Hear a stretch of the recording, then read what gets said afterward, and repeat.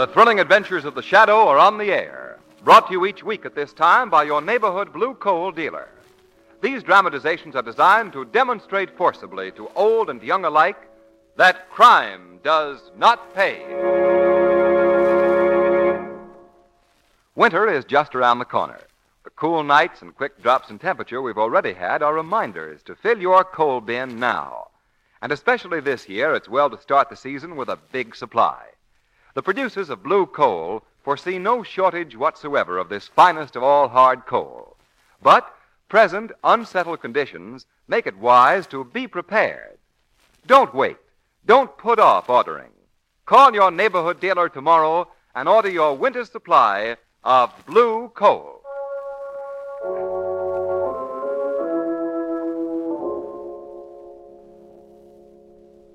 The Shadow, mysterious character who aids the forces of law and order, is in reality Lamont Cranston, wealthy young man about town. Several years ago in the Orient, Cranston learned a strange and powerful secret, the secret of hypnotic power to cloud men's minds so that they cannot see him. Cranston's friend and companion, the lovely Margot Lane, is the only person who knows to whom the voice of the invisible Shadow belongs. Today's drama, The Dragon Tongue Murders.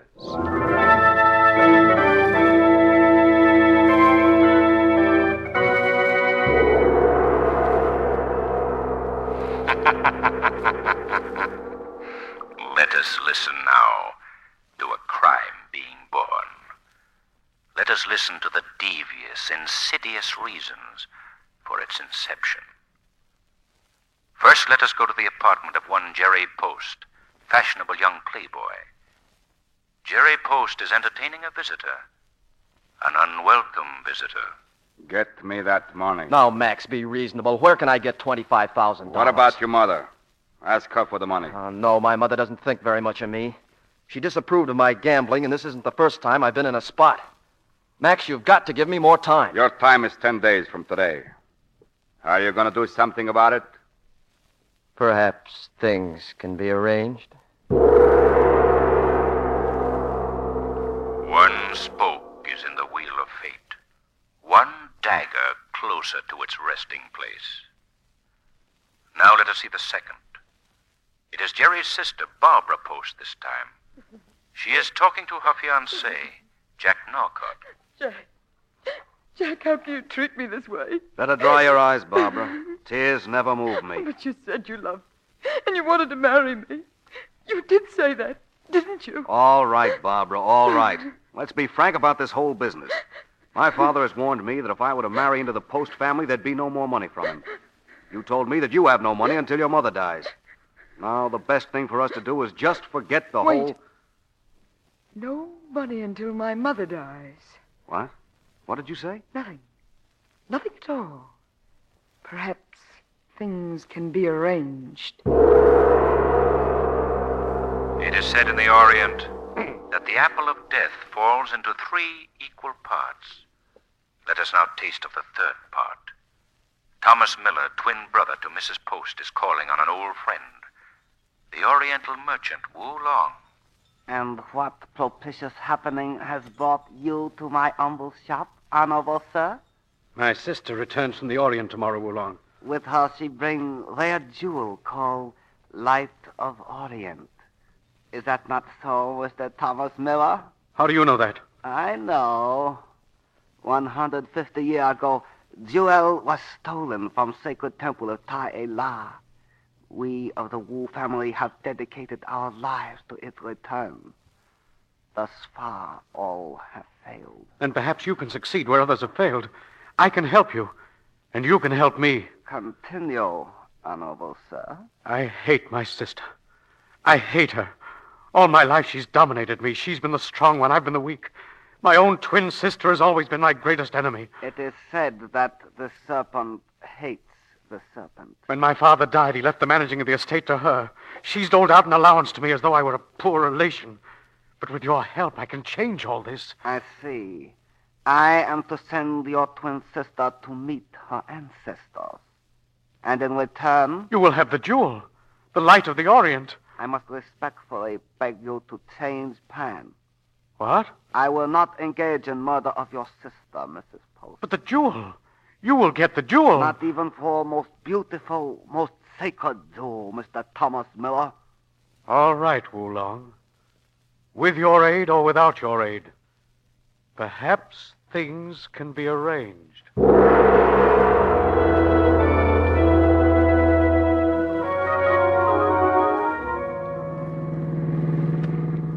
Margot, this is going to be one awful weekend for me. Oh, please, Lamont.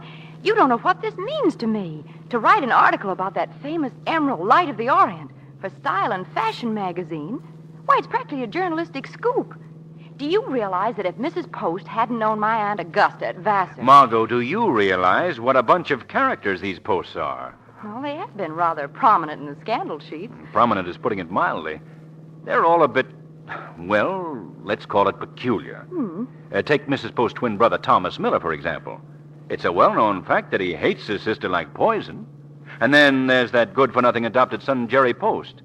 He's been in more scrapes than you can shake a stick at? Yeah. And Barbara, the daughter. She's adopted, too. I know. And she falls in love regularly and always with the wrong man. Well, she's engaged to a very nice young man now.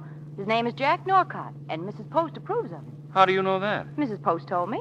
I caught her just as she was going through the customs when her ship docked. At first, she refused to talk to me because she thought I was a reporter. But after I mentioned That it... Aunt Augusta went to Vassar with her? Yes, how'd you know? I'm psychic. Go on. Oh. Well, I explained how important it was for me to get a story about this Light of the Orient. So she asked me out for the weekend, and...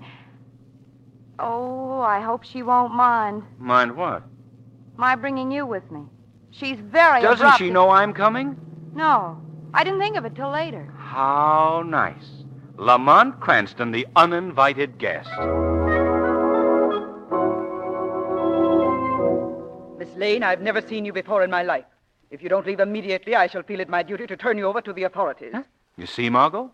You not only forgot to inform Mrs. Post about my arrival, but you also forgot to tell her you were coming. But Lamont... You now, will you please leave? But don't you remember... There is no need to continue this farce, Miss Lane.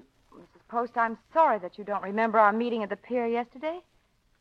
Let's go, Lamont. Oh, forgive me, Mrs. Post. Yes, Face Hon. But you surely cannot have forgotten Miss Lane. Everything she has related about meeting at pier yesterday and subsequent invitation is quite true. What? Yes, Face Hon. You're right. That's quite true. You see, I suffer from lapse of memory at times. Please make yourselves at home here. Face Hon, my companion, will show you to your rooms. Please forgive me. Well, what do you say, Lamont? Shall we stay or not? Well, Please stay. There is much danger, and I fear for my mistress' life. Danger? Mr. Cranston, there are several who will profit by my mistress' death. Both her adopted children, Mr. Jerry and Miss Barbara, need money, and my mistress has refused. Only by her death can money be obtained through legacy. And the uncle, what's his name? Thomas Miller. Yes, what about him? He, too, has quarreled with my mistress and has refused even to stay in the same house with her. He has gone down to stay in small guest house at other end of the estate. So, we have 3 potential murderers living close to the scene of a crime about to happen, eh? Oh, Lamont. Oh, please, not say that. So much evil has befallen this family name already. I've warned you, Jerry. It's true, isn't it, Barbara? I knew that Norcott guy was only after the Post millions. I could kill you for that. You could kill... Who are you? Mr. Jerry and Miss Barbara, this is Miss Lane and Mr. Cranston, guests of your mother. Guests? We don't want guests here. Hope you enjoyed the little family scene you just witnessed. I'm sorry, Mr. Post, but we couldn't help overhearing you. What's that? Oh, yes, Mrs. Yes. I found this in my room. A dagger. Here, let me see it. It was sticking in the wall over my bed. I went to lie down. An oriental dagger, eh? And there seems to be a message wrapped around the hilt. Let's see. It says, "Death by the fiery tongue of the dragon to those who covet the emerald, Light of the Orient." No signature, but a drawing of a dragon in red. Lamont, what does it mean? My jewel. It is not safe. Someone wanted to rob me. You, Jerry, and you, Barbara. You want the jewel. You want to kill me. You both threaten me. Don't be preposterous, Mother. Stop it, you're hysterical. My mistress, do you not believe legend? Death to those who covet the jewel. You do not covet the emerald. It is yours already. Hence you are quite safe. Safe? You are sure, Payson? I will protect you, mistress, with my life. Touching little scene, isn't it? Yes, Mr. Post. I think it is. You know, Margot, this may turn out to be a very exciting weekend after all.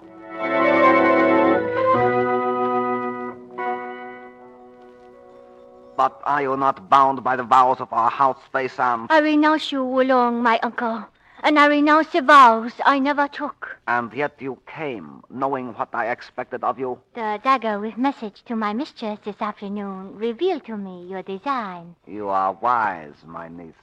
I have not been mistaken in your intelligence. I repeat, I will have no part in your evil plan. Oh, yes, my niece. You will do as I say. Listen as I speak, and forget not 1,000th part of one word. The emerald must be returned to the temple of Allard. The Post family must die to wipe out the curse of alien hands which have defiled it by their touch. Oh, no. No, I will not do it. My niece, Payson, you will do this deed, or the fiery tongue of the dragon will wipe your insignificant shadow from the green, unpleasant earth. No. No. Oh, you weep, Payson. Tears betoken acquiescence. Yes, you will do as I say.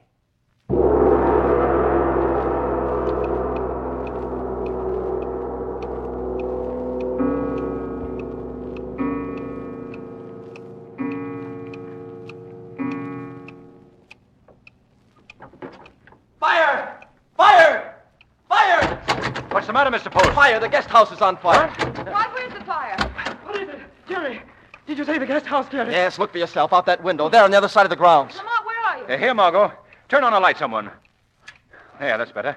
Is there anyone there at the guest house? My brother Thomas. Come on, Post, let's get over there. No, it's useless. He's dead by now. What are you talking about? Now you come with me or I'll drag you He's over quite there. right, Mr. Cranston.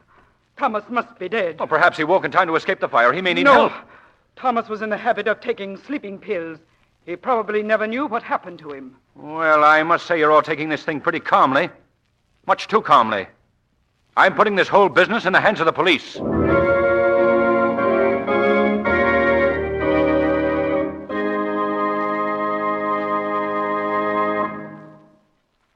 We pause briefly before we start the second act. It's probable that you'll never have to face the particular problem in our story today. But there is a serious problem that you do have to face, come what may. And that's the problem of keeping warm this winter. Well, heat your home with blue coal, and then you can smile with satisfaction while the cold winds blow. Because with blue coal, you'll enjoy comfortable, even warmth throughout the house, no matter how fierce and biting the weather outside. Blue coal, you know, is the finest of Pennsylvania hard coal. It's delivered to your home in exactly the proper size for your heating plant. So blue coal gives you safe, efficient, and economical heat. It's easy to heat with blue coal, and especially if you have the new deluxe blue coal heat regulator. Every home should have one. It's as easy to operate as your electric toaster. It automatically opens and closes the dampers on your furnace and keeps every room at an even temperature at all times. Ask for a free demonstration of the blue coal heat regulator in your own home. And remember the name, Blue Coal. Blue coal is color marked for your protection with a harmless blue tint. Call your reliable neighborhood dealer tomorrow. He is listed under the words Blue Coal in your classified phone directory. And now, back to the shadow.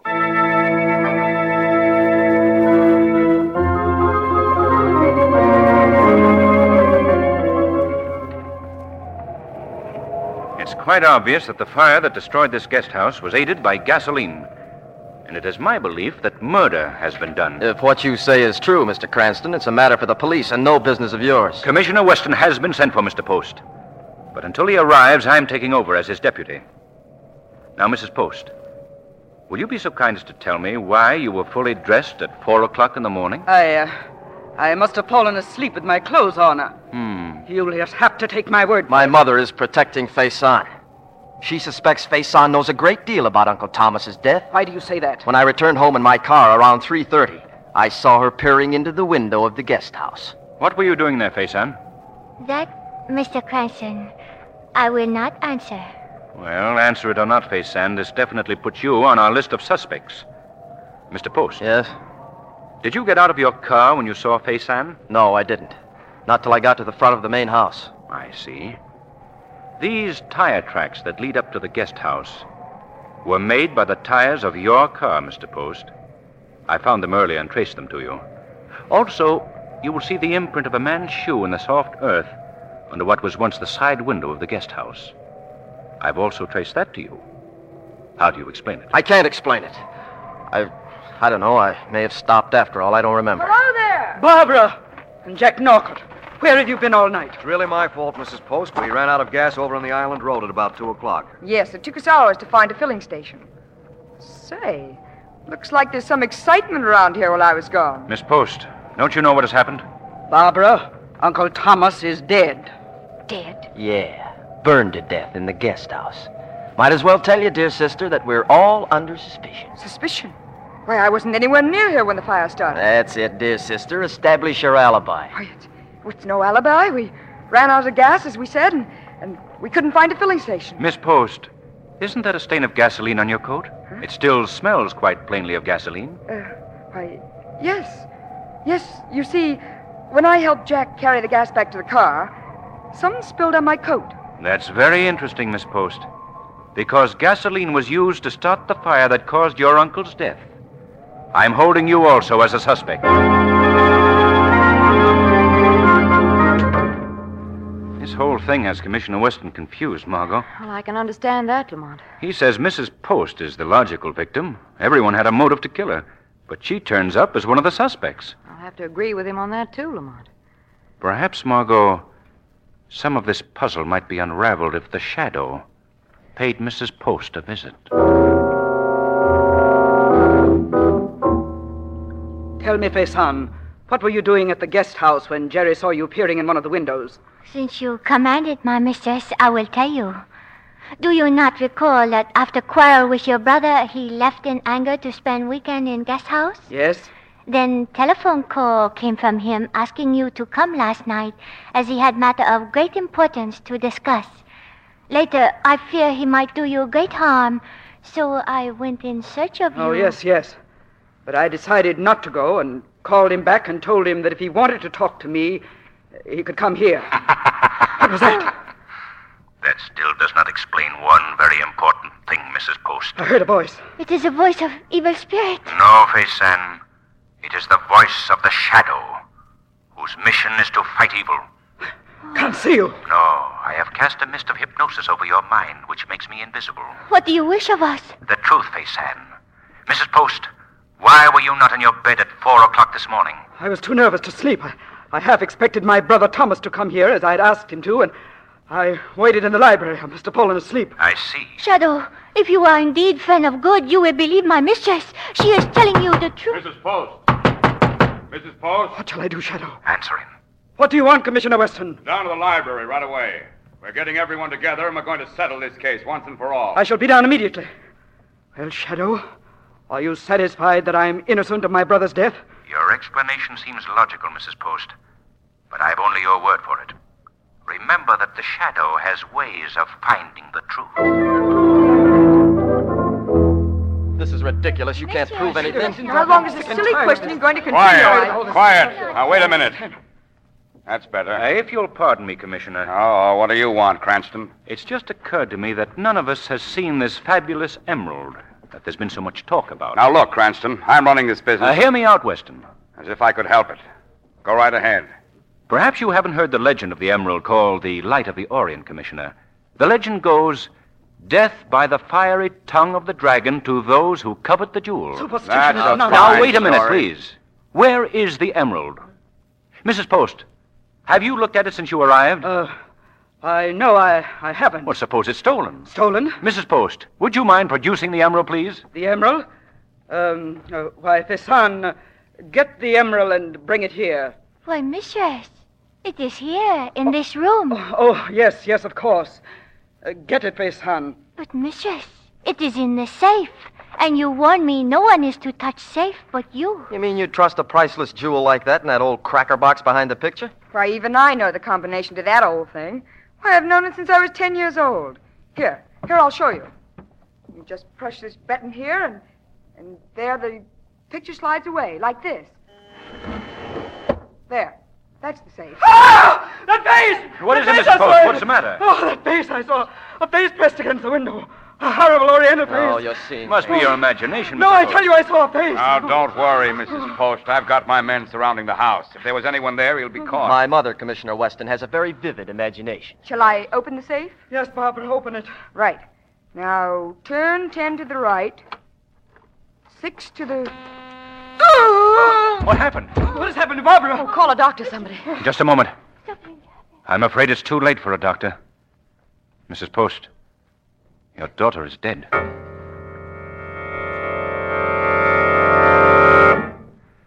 We examined the safe, Margot, and found it to be some sort of a burglar catching device that got Barbara Post when she worked the combination.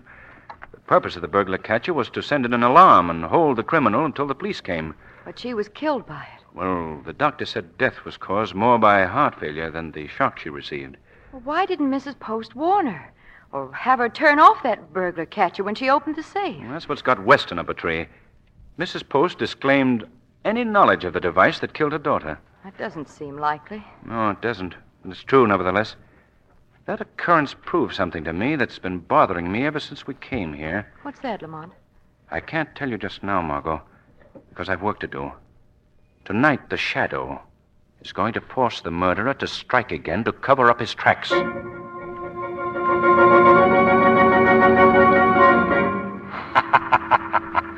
Jerry Post, the murderer is known.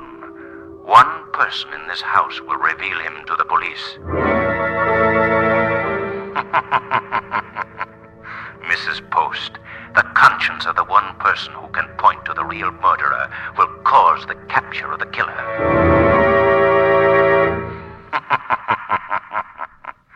Faison. Who calls me from darkness of my room? It is the Shadow. The shadow. You have returned? What do you wish of me? I have come to warn you, Faison, that tonight an attempt will be made on your life.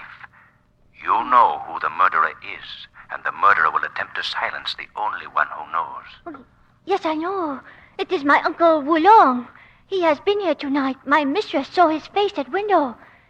He has vowed to kill his family and regain the jewel for the temple of Taela. He will try to kill me because I will not help him. No, Faison, you're not telling the truth. It is not your uncle that you suspect. Yes, Shadow. No, and the person you suspect is not the murderer. Oh, can I believe that what you say is true? You must trust me. The person you suspect is not the murderer. Will you help me trap the murderer? To apprehend the murderer is to protect the life of my beloved mistress. I am willing.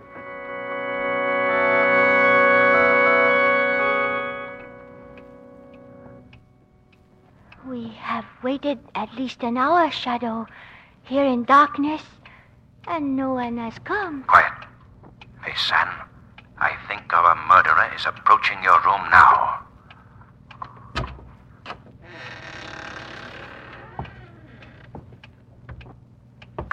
My friend, you will not kill again. Drop that dagger. Drop it, I say. That's better. Now, Faison, turn on the lights. Let's have a look at the murderer. Oh! Mr. Post, my mistress! Oh, no, Shadow. You told me the person I suspect was not the murderer. You have deceived me. Weren't you trying to murder Faison to cover your crime forever? I don't know what you're talking about. Faison, you surely don't believe this. Oh, no, mistress. Faison, I promised you that the person you thought to be the murderer would not be the murderer. Yes. You really believed it to be your mistress? Yes. Then Mrs. Post is innocent? Mrs. Post is dead. Oh, no. And this is her twin brother, Thomas Miller, who killed her and proceeded to impersonate You her. don't believe that, Faison? No. Now we'll just take that wig of yours, Mr. Miller. Oh! Thomas Miller! Yes, Thomas Miller. Oh, then it is my mistress who is dead. Yes, I killed her. All my life I've hated her. I would have had everything that belonged to me if it hadn't been for you. Well, you're not turning me over to the police. I'll fix that. Drop that gun, Miller. No!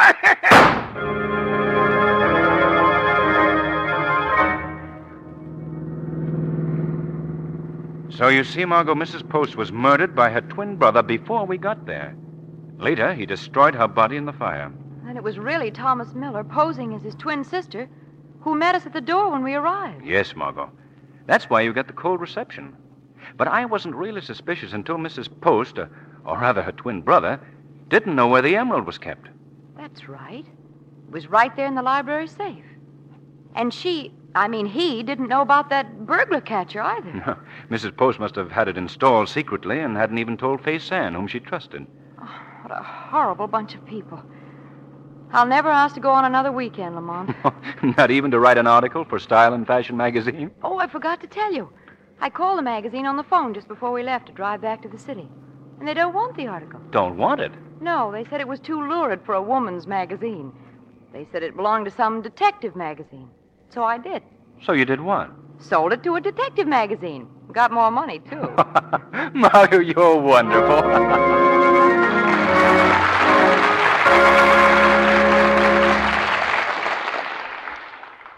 In a moment, you'll hear an episode from real life proving that crime does not pay.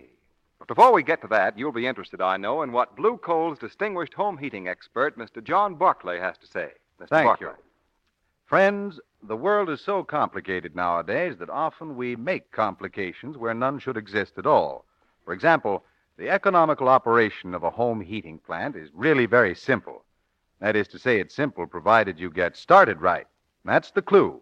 Because when you don't get started right, you're quite likely to run into one difficulty after another.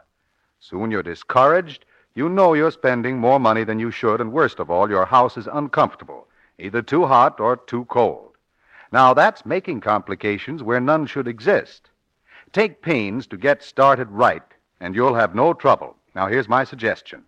Call your reliable Blue Coal dealer, and he'll send an expert John Barclay trained serviceman to your home at no charge. He'll check your heating plant thoroughly and start you on a comfortable and economical season. Call him tomorrow before cold weather is upon us. You'll be delighted to discover how much easier and how much more efficient it is to heat your home the easy Blue Coal way. Phone your nearest Blue Coal dealer tomorrow. Thank you. Today's program is based on a copyrighted story. The characters, names, places, and plot are fictitious. Any similarity to persons living or dead is purely coincidental. Direct from real life, we now bring you conclusive proof that crime does not pay. New York City, New York. Lyman Fennell, tough, bold gangster gunman, hoped to make a big robbery haul in a prominent New York club. Yeah, this is the apartment I want. Hey, you, give me the key. No! Shut up! Yeah, that'll hold you. You won't get away with it, Gunman Fennell. Death is waiting. They'll never catch me. Here's my car. I gotta get away. Can't find the key. They're too close. I won't go back. I can't face prison.